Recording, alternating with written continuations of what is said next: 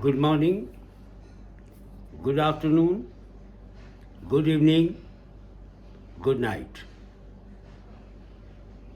Civil service forum में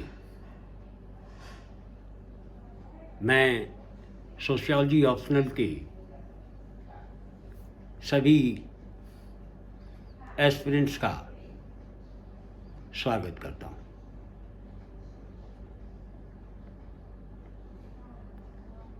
friends, young friends, मैंने 2 episode में सोशियोलॉजी के कॉन्सेप्ट और इमर्जेंस का इंटरप्रिटेशन दिया है। इसी बीच में 2-3 किताबों के बारे में मैंने चर्चा की है जो अति महत्वपूर्ण है। दोस्तों, जो सिलेबस पर मैंने चर्चा की है, एक एक चैप्टर पर, थोड़ा उस सिलेबस के एपिसोड को भी उठा करके देखेंगे, वो अति महत्वपूर्ण है। पिछले 2 एपिसोडों में सोशियोलॉजी के कॉन्सेप्ट एंड इमर्जेंस के संदर्भ में मैंने जो आप लोगों के बीच में थ्योरी जो परसेप्शन दिया है, उस परसेप्शन के संदर्भ में दुनिया के कई समाजशास्त्रियों ने, समाज वैज्ञानिकों ने अपनी अपनी टिप्पणी दी है। कुछ समाजशास्त्रियों ने कहा कि समाजशास्त्र का इमर्जेंस 1838 में नहीं हुआ, क्योंकि मूल रूप से आप देखेंगे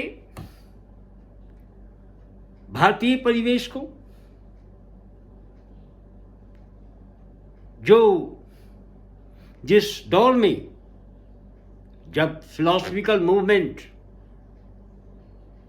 दुनिया में सबसे पहले 6th सेंचुरी BC में भारत में हुआ, जिसमें जीवक का भी आविर्भाव हुआ,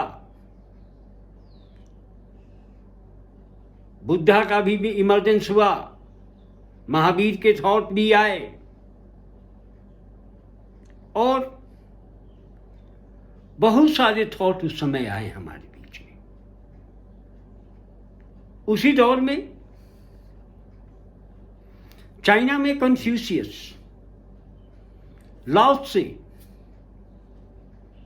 जैसे चिंतक का भी इमर्जेंस हुआ। उसी दौर में, उसी के आसपास में सोक्रेटिस का भी डेवलपमेंट हुआ, उसके थॉट का डेवलपमेंट हुआ। एरिस्टोटल की रिपब्लिक आई, प्लेटो की पॉलिटिक्स आई, जिन्हें क्लासिकल थिंकर्स के रूप में देखा गया है। उसी दौर के बाद में कौटिल्य का अर्थशास्त्र आया, और अर्थशास्त्र आने के पहले और बाद में ज्ञान और विज्ञान के कई भंडार हमारे पास में आए। वेद व्यास के द्वारा पहले 4 जो वेद हैं, ऋग्वेद, यजुर्वेद, अथर्ववेद, और ये सारे वेदों का भी उद्भव हो चुका था।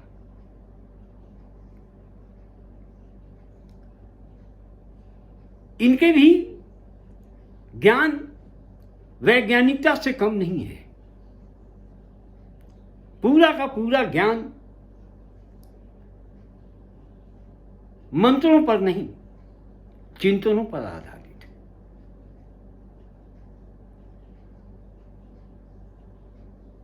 बेसिकली मेरे कहने का मतलब इन चिंतकों की मान्यता है कि समाजशास्त्र भले ही 1838 में विकसित हुआ हो, लेकिन समाज का वैज्ञानिक ढंग से भले न ही अध्ययन किया जा रहा हो, लेकिन व्यवस्थित ढंग से अध्ययन करने की परंपरा लंबे समय से चली आ रही है।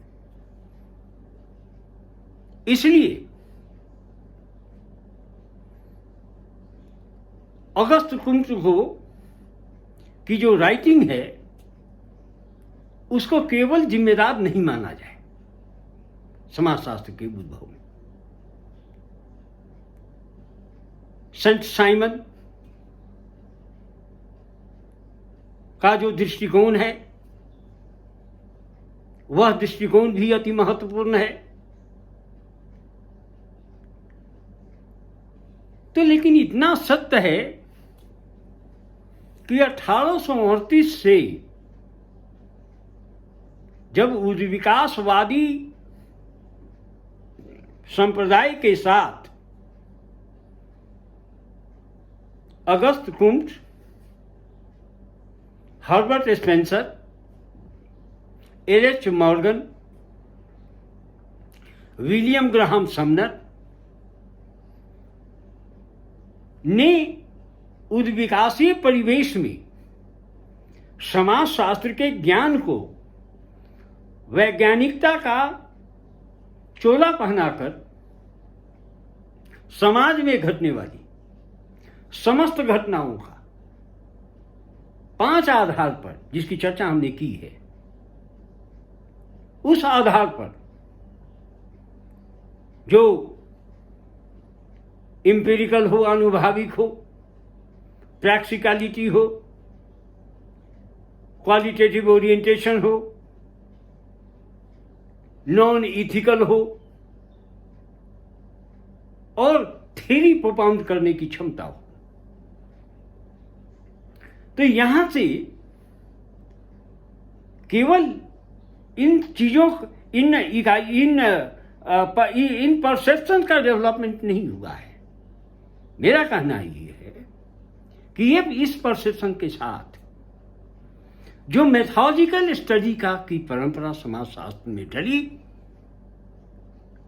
उसका भी श्रेय अगस्त कुंट को ही जा सकता है। अगस्त कुंट केवल फाउंडिंग फादर नहीं है।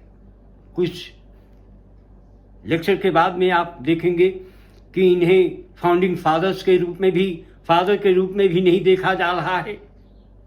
मॉडर्न सोशियोलॉजी के मॉडर्न फादर के रूप में इमाइल डर्कहाइम को ला करके खड़ा किया जाता है। इमाइल डर्कहाइम का कंट्रीब्यूशन को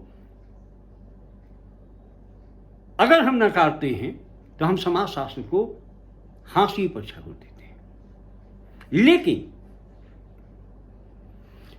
किसी के कंट्रीब्यूशन को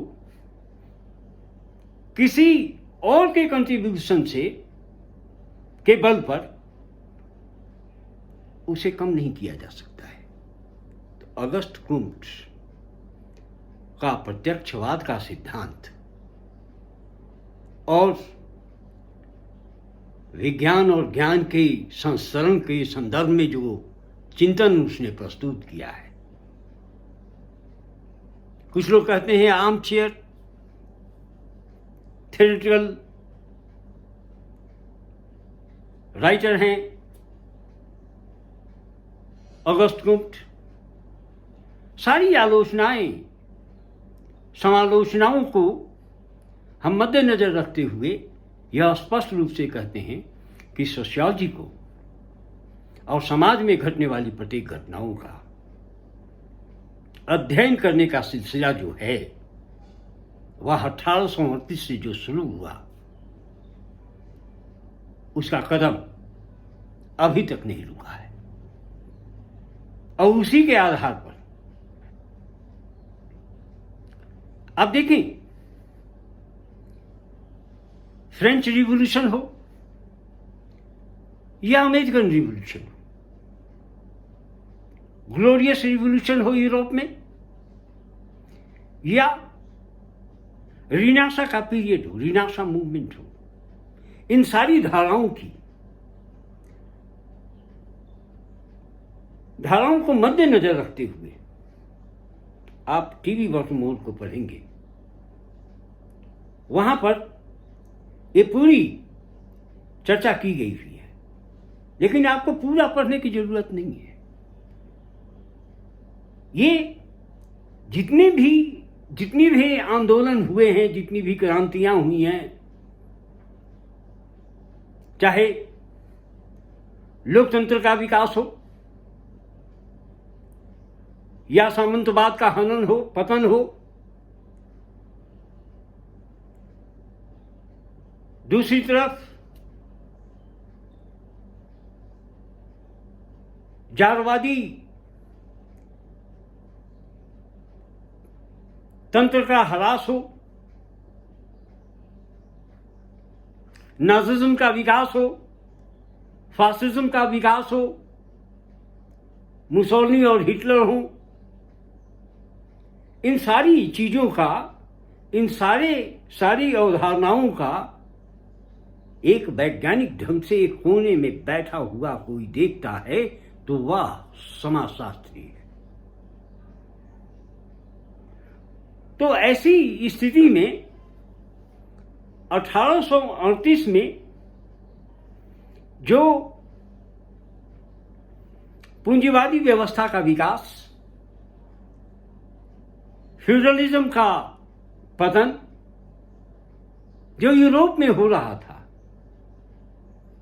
उपनिवेशवाद और साम्राज्यवाद की जो धारा चल रही थी, उसका विवेकशील ढंग से अध्ययन करने वाला एक विज्ञान तो होना ही चाहिए था। समाजशास्त्र से पहले अर्थशास्त्र भारत पूरी दुनिया में छाया हुआ था। राजनीति शास्त्र था, साइकोलॉजी थी, न जानिए और कितने भी सोशल साइंस हैं। क्योंकि सोशल साइंस टर्मिनोलॉजी का इमर्जेंस जो है 1624 में, 1624 में समाज विज्ञान रूपी शब्दावली का उद्भव हो चुका था। तो 1624 से लेकर लगभग 210, 205, 12 वर्षों तक समाज विज्ञान एक मार्जिनलाइज क्यों हो गया, हाशिए पर क्यों रहा? आखिर 1838 में ही क्यों? 1836 में समाज शास्त्र रूपी शब्दावली को सामाजिक भौतिकी के रूप में अगस्त कुंट ने प्रतिपादित कर दिया था। लेकिन सोशल फिजिक्स टर्मिनोलॉजी पर ही सवाल उठा दिए गए। तो ऐसी धारा में मेरी मान्यता स्पष्ट रूप से है कि अगस्त कुंट का contribution the basic perception of sociology को डेवलप करने में सबसे अहम भूमिका है। चाहे उसकी थ्योरी ऑफ पॉजिटिविज्म हो, या लॉ ऑफ 3 स्टेजेज हो, या हायरार्की ऑफ साइंसेज हो, या theory of reconstruction of society हो। इन सारी धाराओं के आधार पर अगस्त कुंट की और समाजशास्त्र के उद्भव के बाद ही समाज विज्ञान में वैज्ञानिकता के आधार पर अध्ययन करना शुरू किया गया। इतिहास में व्हाट इज हिस्ट्री नामक पुस्तक आने लगी, जो मेथोडॉजिकल ओरिएंटेड है। एचकार के द्वारा लिखी गई पुस्तक। ये व्हाट इज हिस्ट्री जो हिस्ट्री की किताब नहीं है, it can be considered as the symbol of sociology, symbol of mythology. So the mythological science constituted first time in the global scenario, global social science by sociology or sociologist by Auguste Comte और Herbert Spencer, Ellis Morgan etcetera. दोस्तों, यहीं मुझे विराम दें। मैं आपके साथ चौथे एपिसोड में पुनः मिलूँगा। Good morning, good afternoon, good evening, good night के साथ इजाज़त दें।